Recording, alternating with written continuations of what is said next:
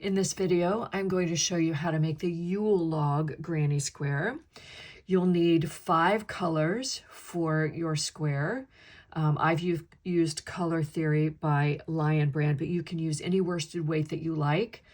Gather your supplies. You'll need your hook, your scissors, your tapestry needle, and if you're like me, you'll need your coffee. Let's get started.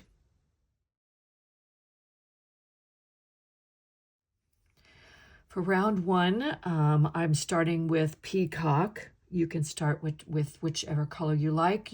Pick up your first color. And round 1 is a typical granny square start. You can use a magic ring if you like. I normally start with a slip knot on my hook, chain 4,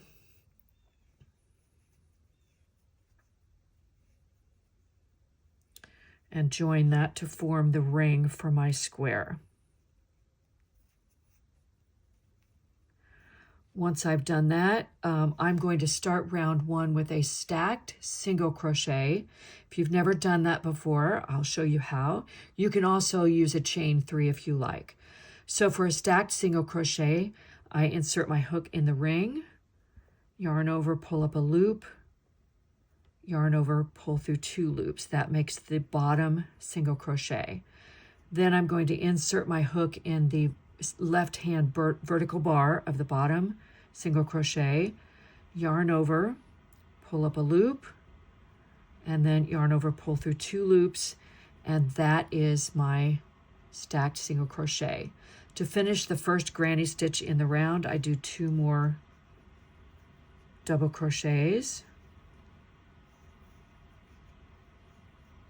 and chain 3.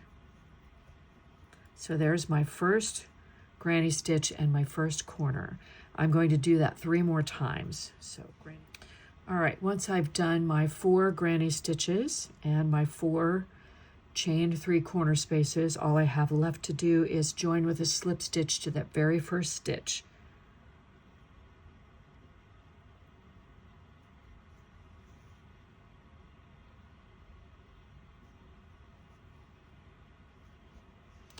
And I'll finish off this round with an invisible join. So what I do is I cut my yarn. I pull that loop, that yarn end back through the loop to the front. Take my tapestry needle, thread that on. And it's a little hard to see with this particular color of yarn. You'll see it later in the video, but I take this loop that I just made, pull it out just a little bit to make sure it's not too tight, skip the next stitch, and insert my needle under the next loop from front to back. Do not pull it tight, simply make it the same length as the loops around it, and then poke my needle back down through the original loop to complete that loop. And then that should match all along the edge right there. And because I don't necessarily weave in my ends as I go, I'm simply going to run that down through the stitch just to be sure that it's secure when I start the next round. So that is round 1.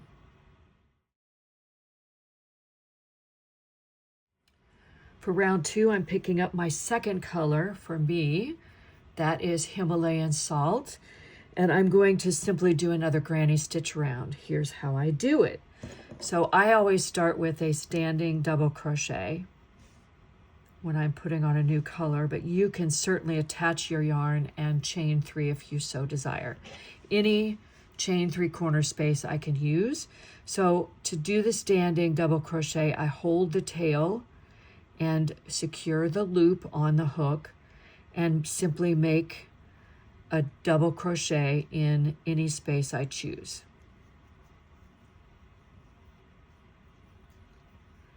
So there's my standing double crochet. To complete that first granny stitch, I work 2 more double crochets.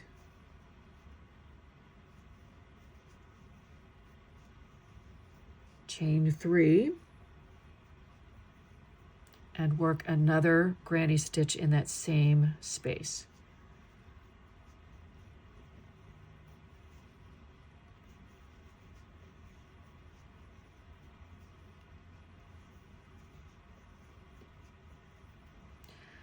Then after each corner, chain 1, and in the next corner I do exactly the same thing. Granny stitch, chain 3, granny stitch, chain 1.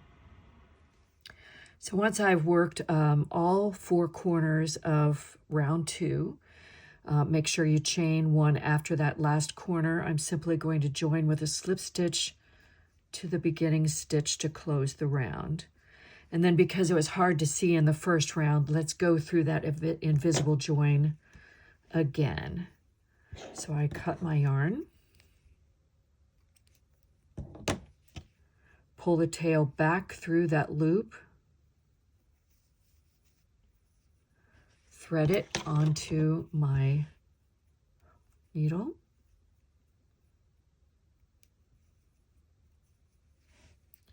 and before I start the join, the invisible part of it, I make sure that this loop here, this one right here, is loose enough that it covers the stitch below. So I'm going to pull it just a little bit. So to do the invisible join, I skip this stitch. I run my needle under the loops of the next stitch and pull through just enough that the first half of that loop is the same as the adjoining loops. Then to finish it, I put my needle back through the beginning loop, through the center of it, and pull through. And what I have is an edge where you can't tell where the join is. And again, because I'm not really weaving in my ends right now, but I want to secure that so it doesn't pull out, I'm just going to run it through the stitch and I'll come back and weave that in later. So that is round 2.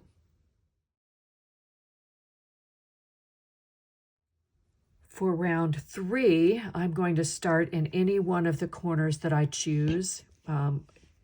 This one looks like a good one, so we'll start here. And this time I'm going to attach my yarn. This is Beaujolais. So you're picking up your third color. To start in this corner, I'm simply going to attach it with a simple knot just to secure it before I start.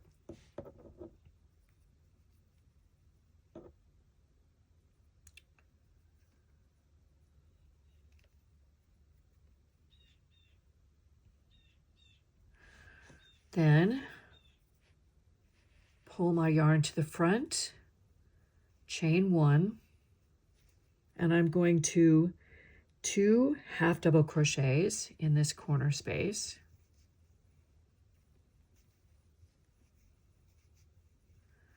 Chain 2 and 2 more half double crochets in that same space.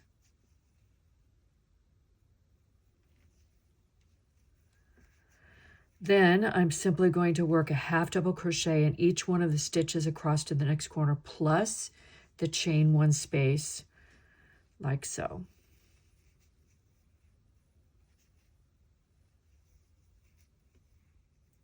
When I reach that next corner, I'm simply going to work my 2 half double crochets, chain 2, 2 half double crochets one more time.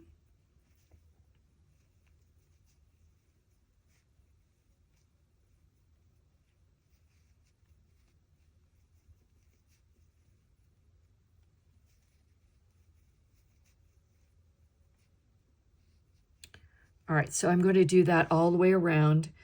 2 half double crochet, chain 2, 2 half double crochets, and then a half double crochet in each stitch and chain space across.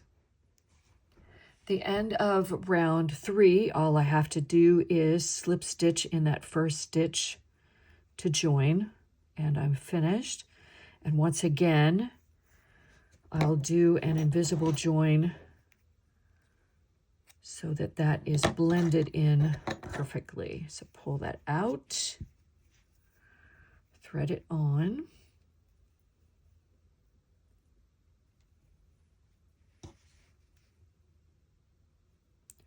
pull that out just a little bit.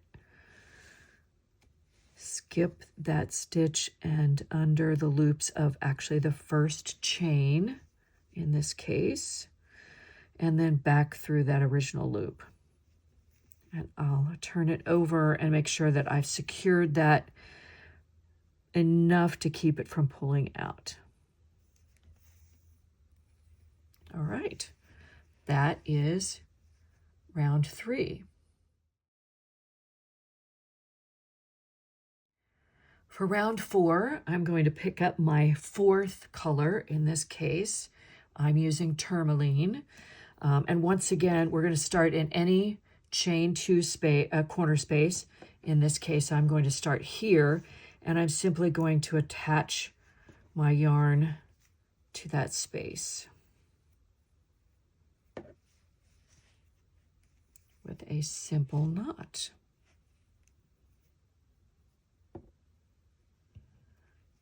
The corner space is going to be the same as the previous round, so I'm going to pull my yarn to the front, chain 1, then 2 half double crochets,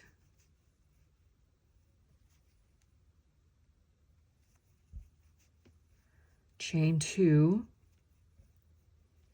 and 2 half double crochets in the same space. So that's my corner.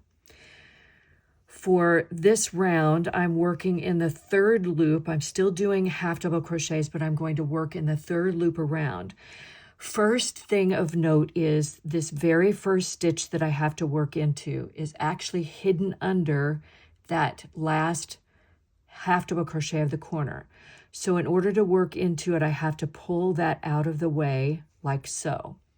The second thing is to work in the 3rd loop, I have to turn my work toward me to find it, and it's usually right about here. That first one is a little bit harder to find, but there it is right there. So I work in that 3rd loop. The next one will be a little bit easier. So underneath this loop in the back is the 3rd loop right there. So I'm going to pull up a loop and finish my half double crochet. And I'm going to work a half double crochet in the 3rd loop all the way across to the next corner. All right, I've made sure that I've worked a 3rd loop half double crochet in each stitch across. You can kind of see that those loops pushed forward for a nice surface texture. So I've done that all the way to the corner. Once I get to the next corner, I simply work 2 half double crochets, chain 2, and 2 more half double crochets. So I'm going to do that same thing across all the sides. Remember the hidden stitch, you want to make sure that you work into that first stitch after the corner, otherwise you won't have enough stitches across each side. It'll be short. And then the 2 half double crochets, chain 2 half double crochets in each corner. Once I've reached the end of round 4, all I have to do once again is join with a slip stitch to that beginning stitch. And I'll do my invisible join so you can see one more time what that looks like.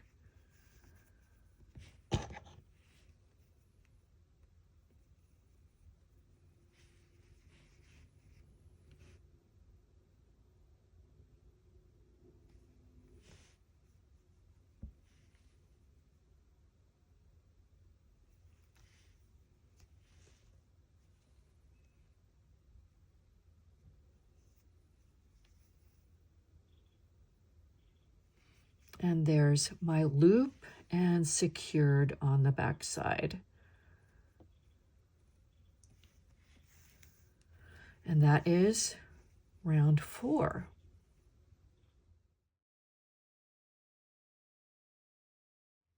For the 5th and final round, I'm going to pick up my 5th color, which in this case is ivory. And I'm going to pick any chain 2 corner space that I prefer, which would be this one here.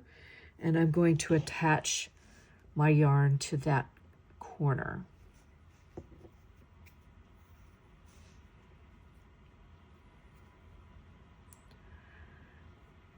In this round, we're going to be working single crochets instead of half double crochets. So I pull up my yarn to the front and chain 1.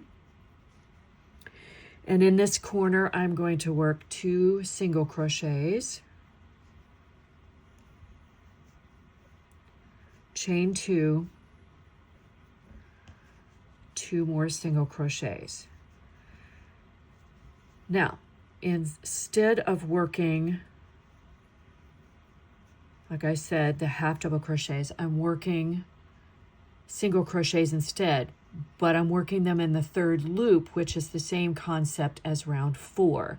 So once again, I have to be worried about or concerned with this particular hidden stitch that I don't skip it. So I pull that out of the way, and I'm simply going to do the same thing I did in round 4, but this time with a single crochet.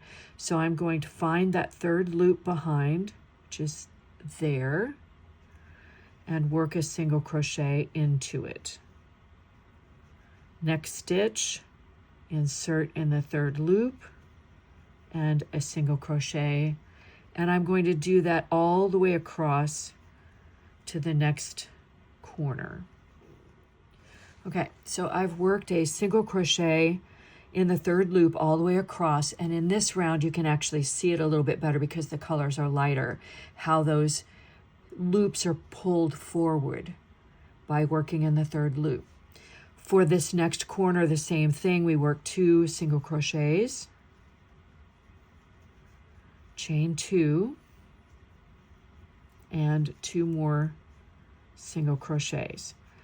And just a reminder that as you work all the way around the square, single crochet in the 3rd loop, don't forget to work in that hidden stitch right there.